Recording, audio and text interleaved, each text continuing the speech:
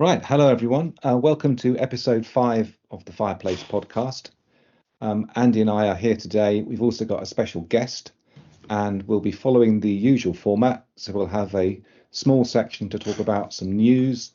We're going to have a main section where we do our interview, and we've got someone who wanted to appear on the podcast to talk to you later. And then at the end, we'll have a small section of Q&A. So I'll start by saying that before we start the news, we also have a Facebook group we've been running for 5 years or so, which has 3,000 members. So we have an existing pool of people. And as Andy will explain in a minute, we also have regular meetups where some of these members meet up in the pub. And our guest has come from one of those meetups. And also another thing we need to say is a big disclaimer. None of what we're saying is intended as financial advice. What we're doing is we're just discussing some finances, and we hope that by talking to someone about their own financial situation, it'll be useful for other people to get ideas about how to manage theirs. And if any of you have any questions or comments, please do add them in the pod, or you can join our Facebook group and mention them there. So over to you, Andy. One of the things in the news this week is you've just been back from a meetup in Nottingham, have you not? That's right. We're treating the subject of news quite broadly and including what we've been doing.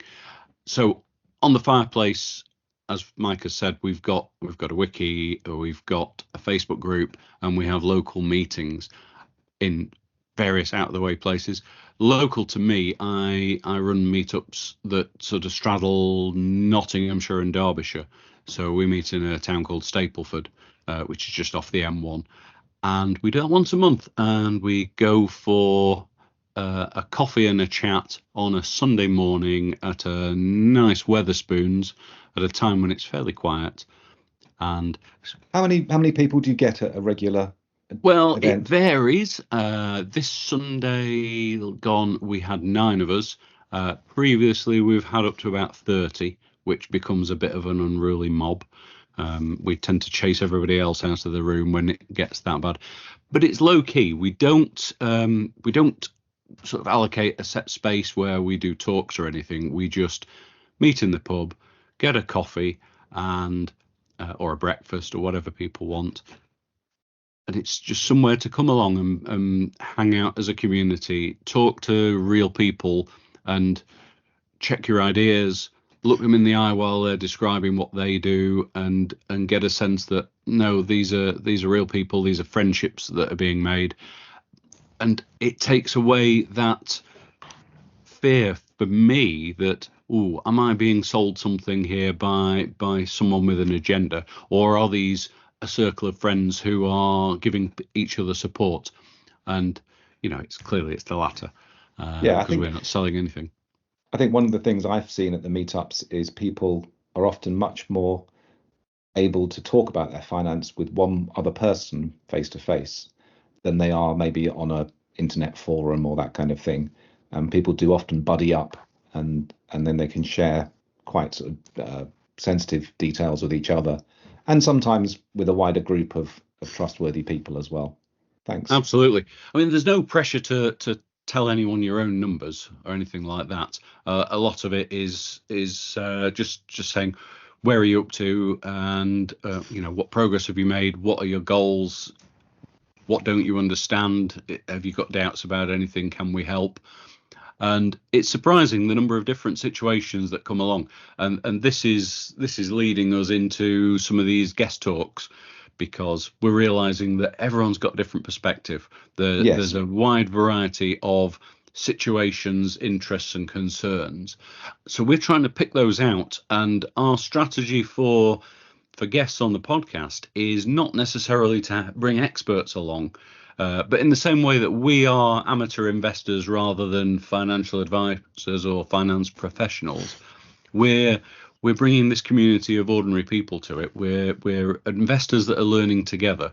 It might be that we've got a bit more experience than some of those others, and that's why we're kind of leading the conversation. Yeah. But equally, we're still learning, and we're all learning together, and that I think that's great. That makes it a community rather than a broadcast medium. It's not us talking to other people. It's we're all talking together. And the goal at the meetups, we achieve that by, it's in the round. There's nobody in charge. And by bringing people onto the podcast, I'm hoping that we get a sense of that we can spread out to a wider range of people, because the geography doesn't help with this. We have hotspots. The larger cities, there will be a fire group that might meet once a month. But if you're somewhere more out of the way, that's not immediately accessible to you. Yes, I mean, one way we're addressing that is we've had one event already, which has been a slightly longer event over a few days, and then people tend to come from further afield, and we make it into a bit more of a kind of social occasion then, with a few activities and things. Yes, that's right. We go off to the Lake District and do some hiking and sit in the pub, have a barbecue, all of those things, and that gives a much deeper experience. But equally, going to the pub is very pleasant, and you get to know people over a succession of Sunday mornings or Tuesday evenings or whenever your meetup is. Yeah, so that leads us quite nicely on to our guest, who is Michael, who I'll call you Michael, not to be confused with me. I'll stick to Mike. So Michael, you were at the Nottingham meetup, and I think Andy managed to get you to appear on the podcast with us. So do you want to give us a quick introduction? Yeah, hi, and thanks guys for appreciate inviting me on. Yes, obviously, I obviously got to know Andy about when he started arranging the fireplace, and obviously I came along, I think, to the second meeting, and then I think I've been to nearly all of them since then. And yeah, just like you said, it's a nice pub, great breakfast, good bunch of people, and we just get together and basically everybody comes with their own circumstances. So I came loaded with all my questions because of what stage I was in from the FI perspective, and really good to hear all the different scenarios from people and from all walks of life and where they were in their fire journey. So yeah, it's been interesting, and as Andy's just said, it's unfortunately I can't make the Lake District one because I've got some other commitments, but it would have been nice to get up there as an active rambler to actually walk and talk on this hot subject. It's fascinating. Enjoy it. Yeah, I think actually on the last one, the walks were worked surprisingly well as a good place to discuss stuff, because you can walk with somebody and have a chat with them, and then you tend to form little groups, and then those groups kind of split up and form other groups, and by the end of the walk everyone's kind of talked to everyone else generally. Yeah, it's a similar situation with the Ramblers group. Everybody, you just sort of work your way around the whole group and you end up talking to everybody. Yeah, I've been doing walk leadership for about 30 years, and it's a great icebreaker. Suddenly all the awkwardness of all these are strangers disappears if you're on a walk together, because you've got a shared activity. You focus on that and you chat your way around naturally and mingle through the group. So it's a great backdrop to figuring out what you're doing with your finances. So Michael, you've retired already, and but your path to financial independence has been a little bit different to ours, because you've got a chunk of defined benefit pension. So can you briefly explain what that is and how that works? Well, let me just take you back a little bit, because I'll go back as far as 2003, because in 2003 I retired from the armed forces after 23 years service, which automatically gave me a defined benefit pension from day one. So I was focusing on sort of retirement and the issues of it way back when I was a young, sprightly 40-year-old. And what I did was I took the army pension. I'd commuted a tax-free lump sum, so I got a lower rate, and then I continued on that throughout my working career until the age of 55, when lump sum was paid off, and then I got the higher rate, and that has been with me and is index linked to CPI, Consumer Price Index, pretty much for life.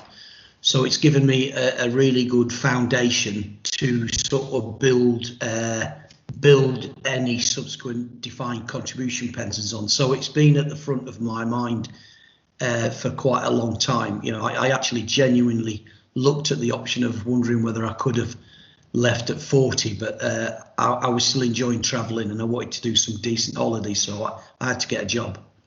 Okay, so at that point of when you were 40, you could have just about managed to survive, could you? But without a very luxurious lifestyle. Yeah, it was enough to sort of get by on. I think I would have been heavily reliant on my wife's salary, but we liked pretty decent holidays, and I was still very keen, still now, to travel a lot and wanted to do some decent stuff. So went around the world and realised that I had to get a decent paying job, and thankfully the skill set that I came out of the forces with dropped me into a managerial role pretty much straight away, and I stayed there for the last 23 years, and then decided to take early retirement in February last year at the age of 61. Right. Okay, so that gives you about 6 years till you get your state pension as well. Yeah. I think the original plan for me was, I said to myself at the age of 62, one of the catalysts for me that triggered it was the paying off my mortgage. And I did that a few years ago. I had some fortune with, I won't go into too much detail, but I had some good fortune by following a tracker mortgage back in 2007. And just as I signed the contract, that was when the crash happened and my interest rate dropped from 6% to half. And then I decided to save the money that I saved, that I invested, and it allowed me, after a number of years, to pay off the mortgage, get a bigger house and so on. But yeah, I genuinely thought about whether I could sort of give up a little bit earlier. And then I made that decision to say, no, what I'll do is I'll go at 62 when I paid the mortgage off.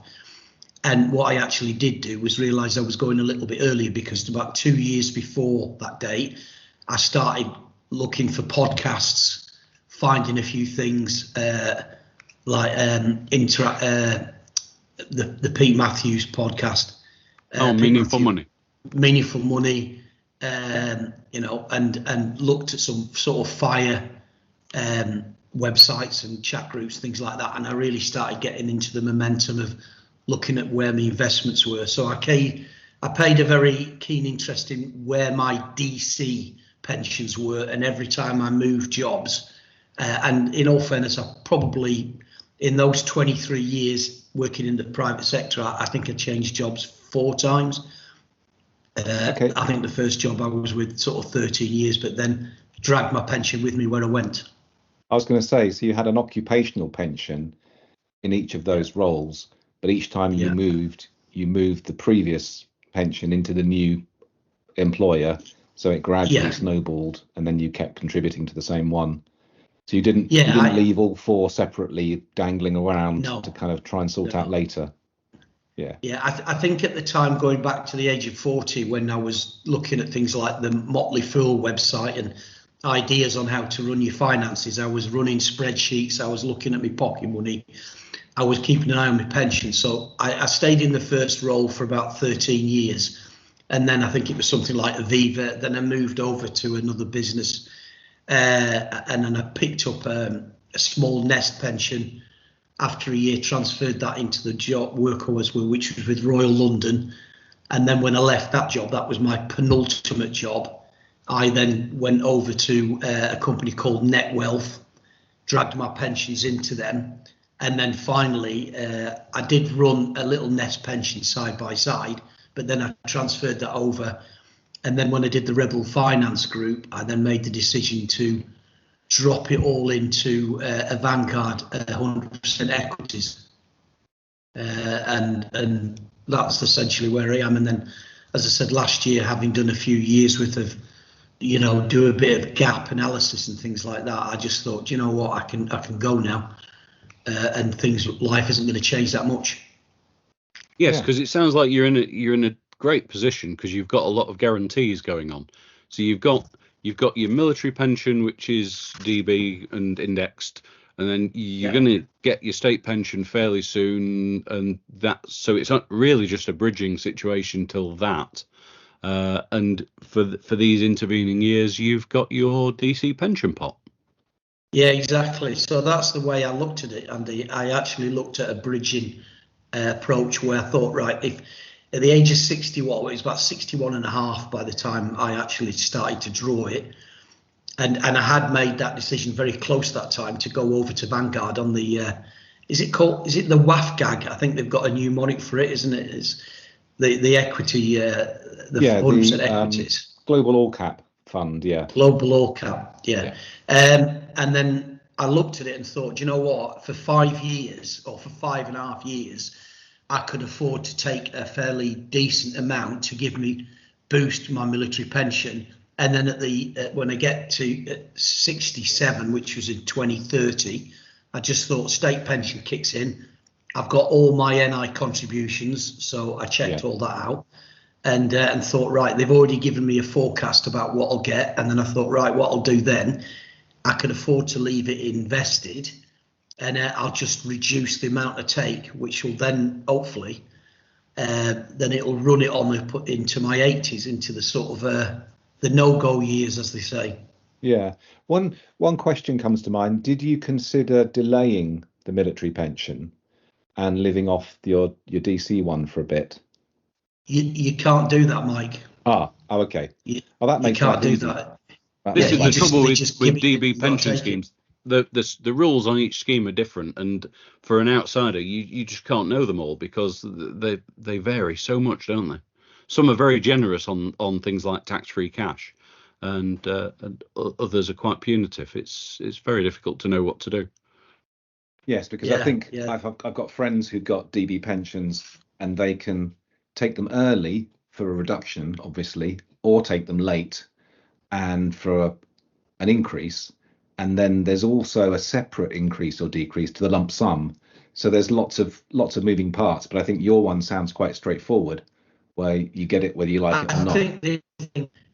I think the only thing that I could have done different is I could have not taken the cash tax-free lump sum, but circumstances at the time, it allowed me to sort of add a little bit to the existing mortgage, so I did take it, and then I could have had the larger amount from the age of 40 to 55, but I decided to take the lump sum and make use of it.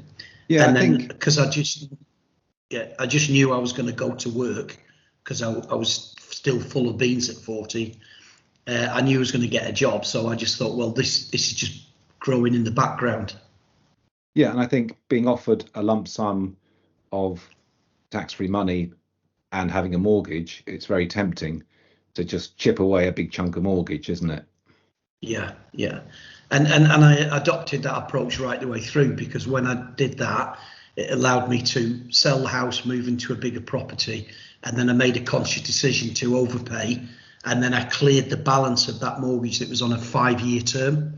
Right. And obviously it was moving about when the mortgage rates were changing. And then when I got to the end of that 5 years, I think there was about a 20 odd grand balance. And I just thought, right, I whipped a whole lot out of my stocks and shares and cleared it.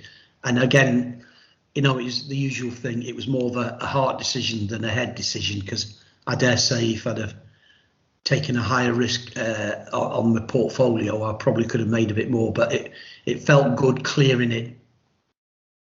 There's a lot of discussion we have, isn't there, Andy, in the group about paying off mortgages and whether you invest, and I think one thing I've noticed and I've written about in our group is that when you stop work, a mortgage looks a lot less attractive, and I think there's a lot to be said for not paying off your mortgage too quickly, but there's also a lot to be said for paying off your mortgage before you finish work. Yeah, you sleep soundly at night knowing that you don't owe anyone anything, and you've got your monthly outgoings quite low, and everything becomes beer money. Yeah, exactly. I've also just done some additional changes where I've just got myself a new electric car, which means I've got no tax this year. My payments have gone down. I've got no petrol, and it's really topical that I'm not going to the pumps. And my insurance went down as well. So I got a new car and I'm £200 a month better off. Well, you're preaching to the converted here, both me and Andy did that as well at a similar point. I think that's one it's a revolution when you lose the petrol bill. Suddenly money's not trickling out of your hands each week. Yeah, exactly. And I was driving a big Volvo and a 4-wheel drive, and I was going to the petrol pump, and I was paying 80 quid a pop, sort of thing. So I'm now just plugging it in at night and charging it in off-peak hours, or trying to. Well, I think we've been through most of our questions, haven't we, Andy? Really, I think that covers quite a lot. We're on the biggie at the in the pub, Michael. We were talking about sequence risk, and we said that was one of the things we wanted to look at, because you've got this span now of 6 years or so when you're reliant on your DC pension to fill the gap, and it's just what does that mean in your scenario? Because we're only looking at this propping up a very basic income from your military pension. Andy, we should just explain what we mean by sequence risk as well. Yes. Yeah. Go on then. So when we say sequence risk or sequence of returns risk, this is the risk that on the day you retire, the stock market has a very, very bad day and decides to drop by a half. You start taking out your regular withdrawal to pay for yourself, and suddenly that regular amount becomes a much bigger percentage of your pension. And if the market stays very low for a while, you start eating into that quite quickly, and there's a risk it might actually run out before you stop needing it. Yeah. Now, for most of us, this is quite a severe risk, because if you look at my case, pretty much all of my income is down to that portfolio. So I don't have a lot of choice now that I've retired in making withdrawals. And the danger, I characterize that danger in terms of withdrawal rate. So if you look at, a normal plan will be, I think I can safely withdraw 4% per year from this pot that I have amassed. And then suddenly overnight the stock market halves in price, and you're looking at, that's meant that my nice 4% has spiked to a temporary 8%. And that does damage, obviously, because there's less to recover when the recovery comes. And if this crash ends up being a sustained thing, that's when the damage is done by long-term stagflation, things like that.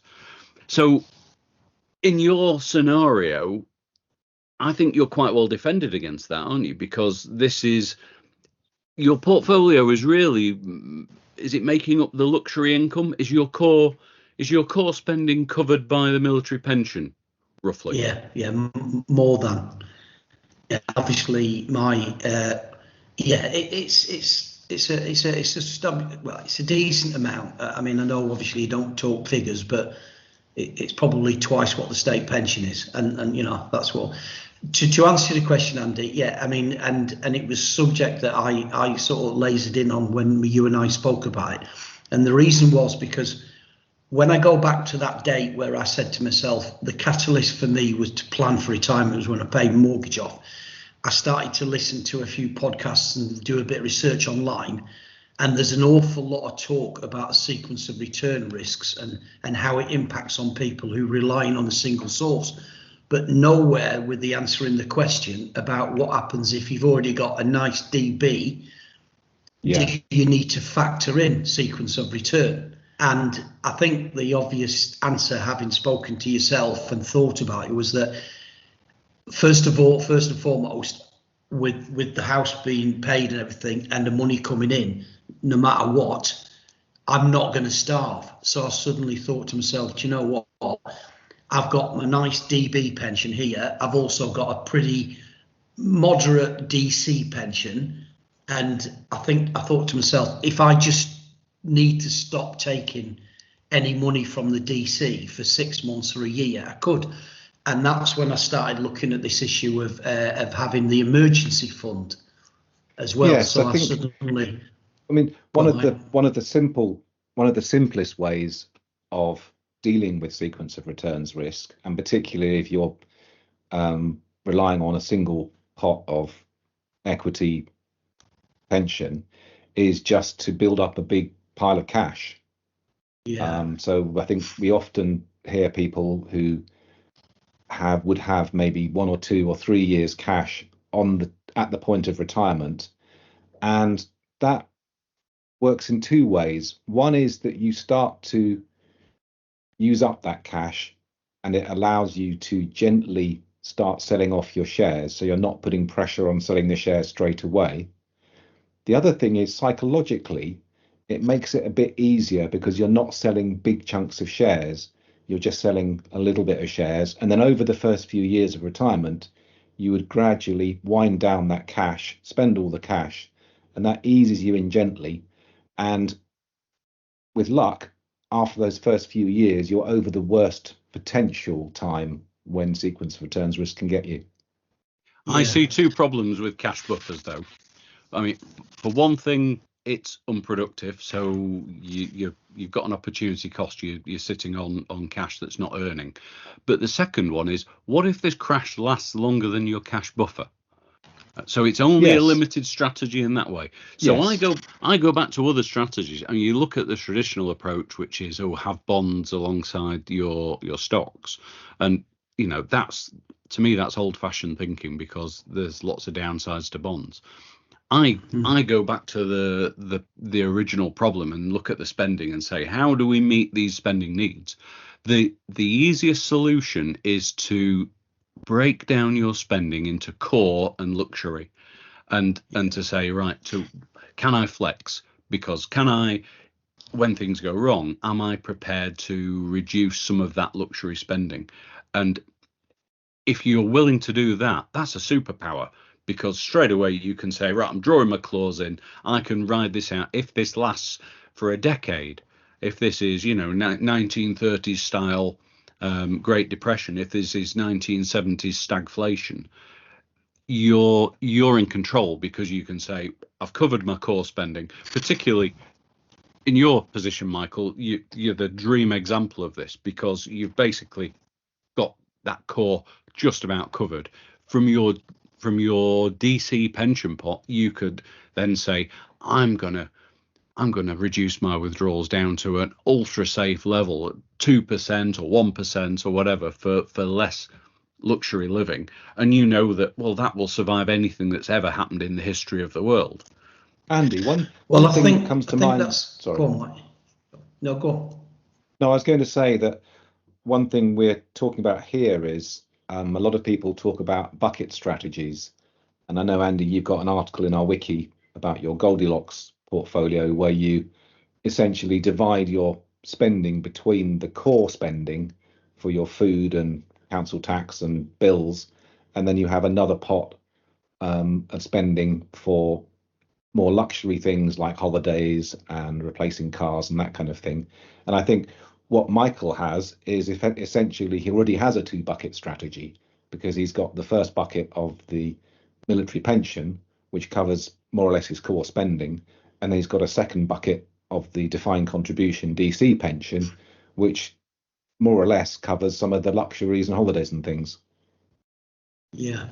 I mean, just to add on that, there's a couple of things that I read some time back now, and that was, if there tends to be a bit of a crash or a correction or whatever the right term is on the market, I think somebody did a bit of research to sort of say, what's the longest time when there's ever been, a sustained drop? And I mean, if you look at the stock market, for instance, you look at the FTSE. I think the best description I got of it, looking at the market, was the yo-yo on the escalator. The fact that it's going up, and you can clearly see when COVID was, you could see when the Ukraine invasion was, and then you could clearly see when Trump had his tariffs, and you could see those dips, but you automatically saw that very, very quickly that there was a recovery, and a recovery that went beyond it, and it's like I mentioned to Andy, I had a little bit of a side bet with the other Andy in our group, and I said to him, I'll tell you now, by the March the stock market will have hit 10,000, and it did, sort of thing, and the sort of that side of it. But like I said, going back to my point, I considered sequence of returns or I wanted to consider it because I thought in my scenario, as you mentioned, I've got the need to have and the nice to have. And my need to have was, as you said, your council tax, your bills, utilities. My nice to have was putting a little bit of money off to one side for my holidays and a few other little things. And then obviously I said to myself, what I'll do is I'll use my defined contribution pot to give me 250 quid pocket money every weekend, for a nice meal and things like that. And if I could, if it did, I think the question I would ask is that if the market did crash, at what point, do you see a 20% reduction before you start saying, right, I'm now not going to touch any of my money? Because just to one little more point, the one thing that I liked about the account with Vanguard, and the Vanguard for me has got my stocks and shares ISA, which is fairly high risk. It's got my pension pot, and directly underneath it, it's got a little ring-fenced amount that I decided to use for this year's expenses. So I drew out a pile of money, I've dropped it into this drawdown pot, and every month I'm taking a 12th or 11th or a 10th or a 9th. I'm now at next month I'll be taking a 5th of the balance, and every month it's given me an extra 100 quid or something. I thought, this is great. Yes, so it sounds like what you've got there really is like a 3-bucket strategy. So you've got your military pension as your core spending, you've got your defined contribution pension as your luxuries, but within the defined contribution pension, you've got most of the risky assets, and then you've got a year's worth of safer assets, which you've got a year's worth of spending there. Yeah, I wouldn't necessarily say they're safer, Mike. I think they're still invested at the same level. Right. But they're sort of ring fenced, and I'm drawing from them. And so far, I've taken, I think, 7 withdrawals. I've got 5 more, and the way I've done it is that I've done it from my birthday. So on my next birthday in October, it'll be 63. I'll then make a decision to decide. Right, I tell you what, the market's looking quite good. I might take a bigger lump sum because I maybe want to have a bit more. I'm still travelling. I've booked a few more holidays in the last month, and then the next year I might say, do you know what, I want a little bit more spending money while I'm in my go-go years, so to speak, and and that sort of thing. One thing. Can I loop back? Sorry. Can I loop back and look at the point that you raised about the nature of different crashes? You're quite right that the short-term ordinary crashes tend to be quite brief. The ordinary ones we experience, things like the Ukraine war, COVID, are short shocks, and they're not the ones that do the damage, because they do tend to recover. I think is a typical recovery something like 2 months, but the ones that tend to happen less frequently, and perhaps twice in the last century, you get a longer effect. It's where it's not the crash that does the damage, it's the duration of it and the inflation that goes with it. That's so you get things. You get events like the 1929 Wall Street crash, and then the Great Depression that went after that, and then you get things like the late 60s and into the 70s, which was stagflation. And I think the longest span there has been, just trying to focus on, well, you said what should I expect as the worst. I think it's taken in one instance 14 years to go from to return to the previous high. So 14 years is quite a long time to have to ride out. And if we get one of those, that will be carnage in the markets, and everybody that's invested in these nice times will be aghast and screaming blue murder. But it's always been there that these 10% gains are on average and long-term average. So I think these bad things do happen. I think, they do happen. And I think Michael's in a very good position because, as you said, it's not so much the duration of the crash that hits people, it's the accompanying inflation. And having a reasonable core income from your military pension, which is linked to UK inflation, gives you a lot of protection from that.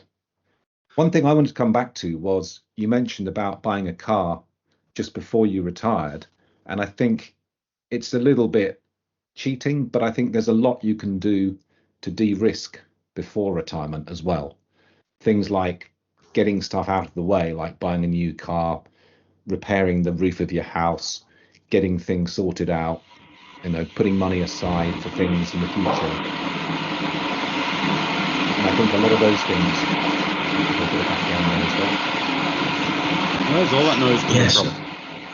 I think a lot of those kind of things can really help. My end, I think. Sorry. Yeah, you're absolutely right. And funny you should mention those things, but that's exactly what I did.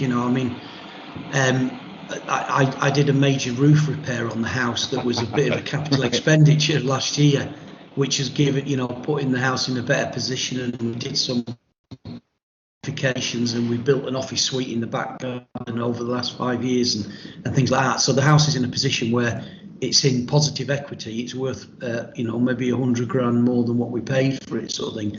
And I'd like to think it's my final house, so to speak. So I'm not planning on moving again. Quite comfortable where I am, and I sort of, to a certain extent, when I started this process about looking at when I could retire, I was doing all the right moves to put all the ducks in a row, so that as Andy said, so that when I started looking at how much was coming in, and I could do the gap analysis and how much was going out, it was very little different to when he was actually earning. So yeah, it's been fortunate under the circumstances, but it is interesting. When going back to the point about the market, when was the last really big crash then that lasted into the years? Was that 70s? But there was a flat patch, wasn't there, Andy, from 2000 to 2010 in the American market? After the dot-com boom and crash. That was quite a long time to get back to the previous highs. But I wanted to say the other thing to think about with sequence risk is it gets more severe the more short term you need the money. So if you were in a position where you didn't have your core spending, if people are listening to this and are looking at sequence risk for their situation, it's worth remembering if you are in the normal course of a retirement, we talk about a 30-year retirement for the planning. And you look at sequence risk and the chance of the money recovering in time to be there to save the day later. But if you are bridging and you have got much of your retirement wealth locked away that's only going to kick in later on, you've got a more severe problem with sequence risk. Because if you're trying to plan on, I've got to live on this entirely for 5 or 6 years, then it gets harder, doesn't it? Yeah, the classic example we see a lot is people who maybe retire at 50 and they get access to the pension at 55. So they've only got 5 years to live on, and they've got their ISA built up to cover their income for those 5 years.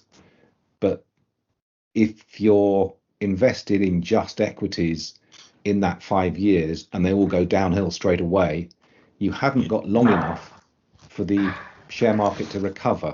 Quite possibly, there's a better there's a greater chance of that recession lasting more than 5 years, and you running out of money before you can get your hands on your pension.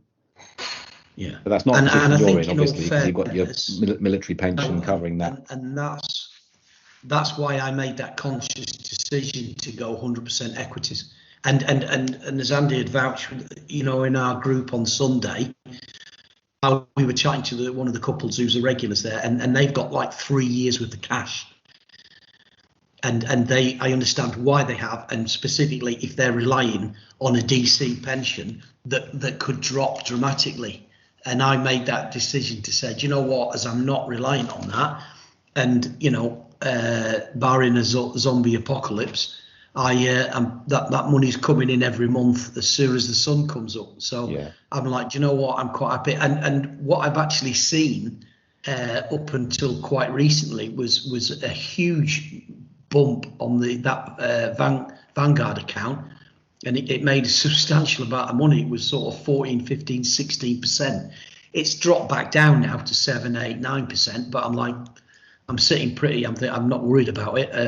If I get to the point next year where I have to pause from October for 3 months, I'll just pause and think, okay, I'm not putting money into my holiday fund. And the other thing for me that's helping me bridge was I'm still putting a little bit of money into my stocks and shares ISA because I can afford to. Yeah. So the policy for me is I'm going to be having my index-linked military pension bolstered by my state pension, bolstered by a small DC, and then I'm going to look at a drawdown strategy for my stocks and shares ISA, and all that I've spreadsheeted out to make it look as if it's going to last me into my mid-80s. Yeah, sounds very sensible. And in this mix, are there any bits of further earning? And the combined thing I wanted to ask with that is, since you've retired, how have you sort of maintained a sense of purpose? Have you struggled with that? Have you done bits of work? I've been coasting, and I think that's a healthy thing for me. No, the only thing I did do was I tried to make a conscious decision. When I was working through the money situation, a lot of the information that was coming in would become quite apparent that the money situation was sat third in line behind the time you've got left and your health. Yeah. So I was looking at those issues, and obviously with my background, I've always trained, and I'm, like I said, I'm still a competitive triathlete, and I'm very heavily involved in my local club. And on top of that, I've joined the Ramblers. I've now also, I do 3 sessions with the U3A group, and I'm now running a group myself. And I've also got a little bit of a side hustle where I said I'd help the local college on some invigilation. So I'm now getting to the point where I'm actually cancelling things, and unfortunately I can't join Andy and the group up in the Lake District for the fire session up there, because I'm doing a little bit of invigilation during exam period. I've got a holiday that I'm away on, and I've got some other U3A groups, and I'm a lead walker with the Ramblers as well. And come April and May, we start the triathlon summer series because it's a summer sport, and I'm running the open water sessions as well. So I'm getting to the point where this is getting as bad as it was when I was full-time working. Oh, you're a fine example of early retirement. That's what we should all be aspiring to.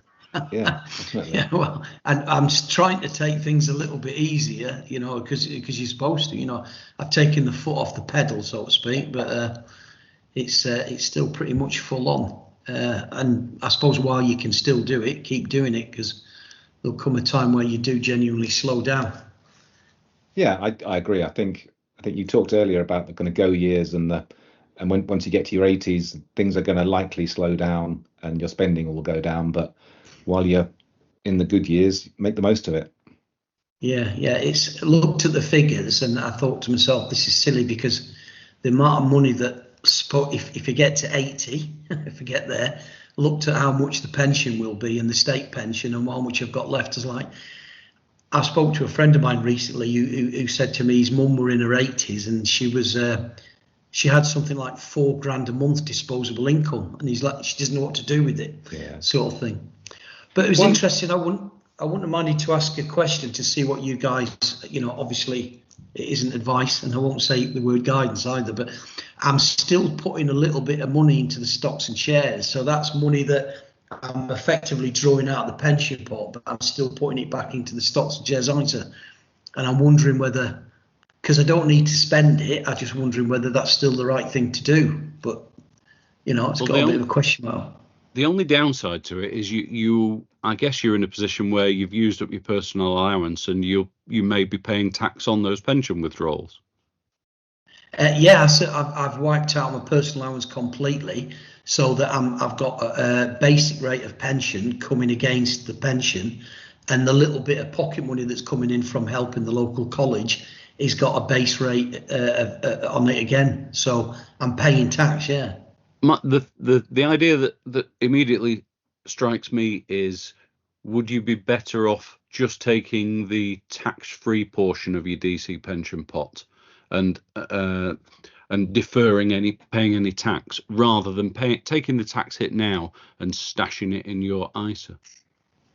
What do you think, Mike?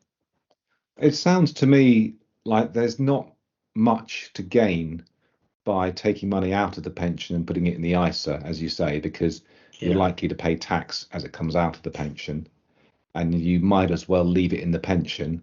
The only thing I would say is whether you think you might exceed the lump sum allowance. If the DC pension grows and you're going to exceed the lump sum allowance, some people suggest it's better to take the tax-free money out early before it gets too big. So that's about £250,000 over your lifetime of tax-free cash that you can take. Yeah. I did look at this a few years back, and I think somebody once said to me, "Oh, you need to find out how much your military pension is going to pay you throughout the whole of your life." And I don't think it was anywhere near the £1,070,000 full amount sort of thing, and the £268,000. I don't think. Yeah, I don't think I was anywhere near that. But yeah, it's a little bit of a silly one. I thought to myself, do you know what? I'm drawing money out, I'm paying a bit of tax on it, and then I'm putting it straight back into my stocks and shares. But I thought if I don't do that, and the pot's just sitting there, not growing only by a little bit, I'd done a little projection where I thought at the age of 67, it's going to be this figure, and then I can look at a fairly healthy drawdown. So I don't know whether I'm regurgitating the money that way. I think you could maybe look at reducing those withdrawals a little bit and save yourself some tax in the short term. The thing that strikes me is both the ISA and your DC pension, you are protected from tax on growth broadly. They're not, they're nice tax shelters in that regard. It's just taking that tax hit on the pension withdrawal. People usually say there's a slight advantage to deferring taking a tax hit. I mean, we don't know what will happen in the future. The tax regime for taking money from pensions may worsen or improve, and it's making second guesses on does that get any better, and thus is it better taking the tax hit later? We don't know. One question I had, Michael, and I know we've been going for a while, so we should probably wrap up reasonably soon. One question I had on a social level, do you have many colleagues from the forces who've also retired early? It's interesting that when I came to my time when I retired, it was the time when the forces beginning to realise that they were losing their middle and senior managers, and I was actually offered extended service with promotion, which I turned down. Right. And I'd said after 23 years, guys, you can keep it. And I was the one who made the decision to jump and get out and get what I would consider a proper job. A lot of my friends, due to the nature of the work that I did, they stayed in, or then they transferred over to the civilian equivalent. Right. And are they retiring earlier, or are they just doing the full duration? I think a lot of them, I think there's a mix of them. I know there's a few of them still working. I know there's one or two that I spoke to who suddenly, 2 years ago went, "Oh, I'm retiring and I'm 60." But I would imagine that they've had to cut their cloth accordingly. They're probably not having the holidays that they used to have. And whereas I've said to one or two of them, "Oh, are you coming skiing this year?" And he's like, no, I'm not going. And it felt as if they were because they were living on a bit of a budget. Yeah. So I made a conscious decision to say, if I am going to go when I wanted to, I could still, it sounds terrible, but I'm skiing sort of February with my family. I've booked 3 more holidays over the course of the next 6 or 7 months, and I'll find another little bit of winter sun in December. So I'm probably still getting away 4 or 5 times a year, and doing all the other nice stuff that I do. Even though restaurants are getting more and more expensive now, aren't they? Well, they are on the ski resorts, definitely. Yeah. The Tartiflette index is going up quite steeply. The Tartiflette index, Mike, is that the equivalent of what I know as the Big Mac index? Yes, it's like a ski resort version of the Big Mac index. You've got to have your Tartiflette. Yeah, you need to have Tartiflette. Thankfully, my wife cooks a really nice one. Yeah. It provides the Have you seen the bags, Mike? Have you seen the in Tartiflette We Trust? I have, yes. I've seen a few of those skiing. Seen a few of them queuing up on the ski lifts. Right. But so I think that covers most of our questions. Andy, did you have anything else for Michael? No, I think that's been brilliant. Thank you very much. It's great to get that perspective. That's really useful, Mike. Yeah. It's been very, very interesting. And I think you've made a lot of good decisions and you've set yourself up in a very good position now.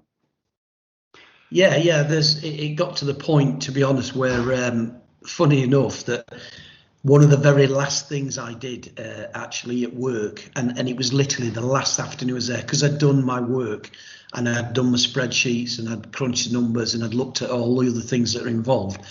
The last thing I actually did did a little pension presentation to the staff at work to say, guys, and it was remarkable how many people didn't even know the basics, didn't even know a DC, DB, how much NI contribution, what they were paying, whether they could do salary sacrifice. And a few of them ran out of the briefing and went to check their NI contributions.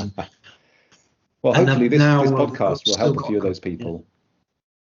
Yeah, if they can get the basics underway, and obviously there's a lot of people out there that are using, financial advisors and that. And I spoke to a guy in the gym the other day who, for some reason, he just said, "Oh, I'm still working night shift." And I said, "Oh, you're due to retire soon?" And he said, "Yeah." Blah, blah.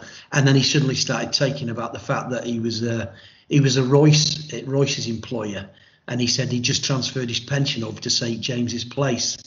It's like, oh my God, it's like, what did you do that for, sort of thing. But yeah, it was interesting. So yeah, I still say to one or two people at my end, if you haven't got the basics and I can help, I'll try and do what I can. And I've had one or two people who've asked with a bit of help on the spreadsheet or what to do with a little bit of money, and if I can help, I will. But yeah, thanks guys. It's the subject is I still kind of really find interesting, and I'll continue to join the groups for our chats. We'll hope to meet up sometime in person. Yeah, that'd be good, Mike. Yeah, absolutely. Great stuff. Super. Well, thank you for coming on. Looking at our agenda, I know we're running long, but we had one Q&A thing which we wanted to try and address today because it's a bit timely, and this was about harvesting one's capital gains tax allowance for the year.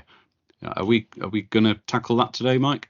Yeah, I think briefly. One of the questions that came up was, as we're getting towards the end of the tax year, some people were suggesting that now is a good time if you've made a gain, not yet, depends on what fund you invested in and when you bought it. But if you're sitting on a gain in a general investment account, that's an account that's not a SIP, not an ISA, it's just a regular investment account, and you've made a gain, you've got your annual allowance of £3,000, and it's a good idea to harvest that by selling some of your investments and essentially buying them back again or buying very similar ones.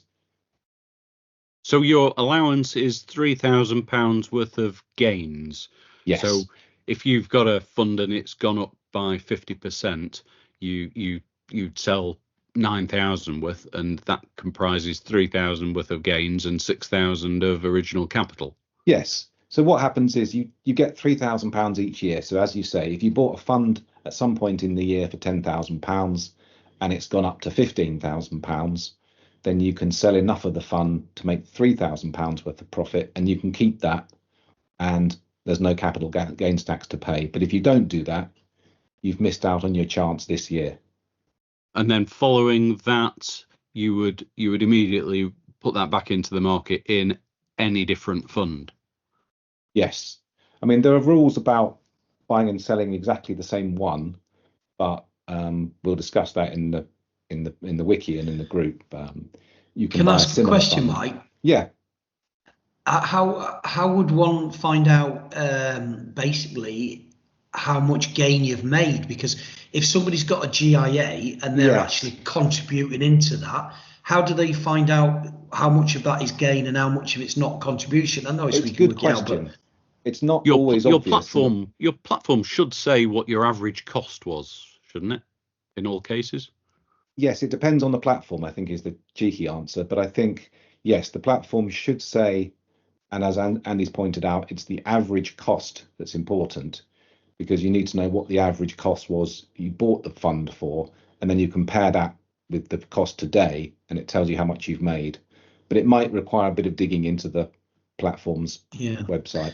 Because one would imagine that if you've made £3,000, that's a pretty substantial GIA, isn't it? You've got to have quite a lot of money in there to make £3,000 gain, would it not?